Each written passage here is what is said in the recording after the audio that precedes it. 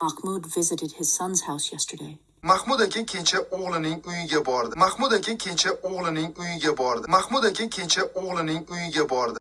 He saw his daughter-in-law and his grandchildren. Kelini va nabiralarini ko'rdi. Kelini va nabiralarini ko'rdi. Kelini va nabiralarini ko'rdi. He sat and talked with his son for quite a while.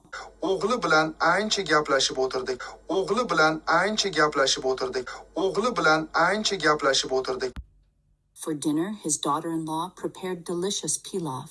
Kechki ovqatga kelini mazali palov tayyorladi. Kechki ovqatga kelini mazali palov tayyorladi. Kechki ovqatga kelini mazali palov tayyorladi. After dinner, he returned home around 8 o'clock. Kechki ovqatdan keyin soat 8larda uyga qaytdi. Kechki ovqatdan keyin soat 8larda uyga qaytdi.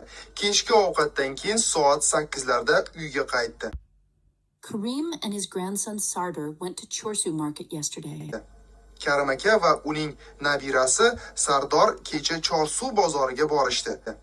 Karim aka va uning nabirasi Sardor kecha Chorsu bozoriga borishdi. Karim aka va uning nabirasi Sardor kecha Chorsu bozoriga borishdi. They bought 6 loaves of bread and various fruits from the market and returned home at 2 o'clock.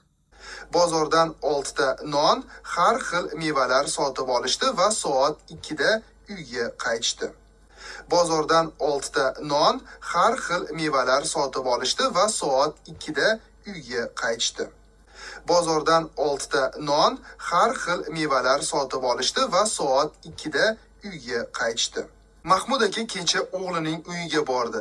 Kelini va nabiralarini ko'rdi. O'g'li bilan ancha gaplashib o'tirdi. Kechki ovqatga kelini mazali palov tayyorladi.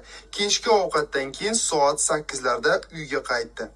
Karim aka va uning nabirasi Sardor kecha Chorsu bozoriga borishdi. Bozordan 6 ta non, har xil mevalar sotib olishdi va soat 2 da uyga qaytishdi.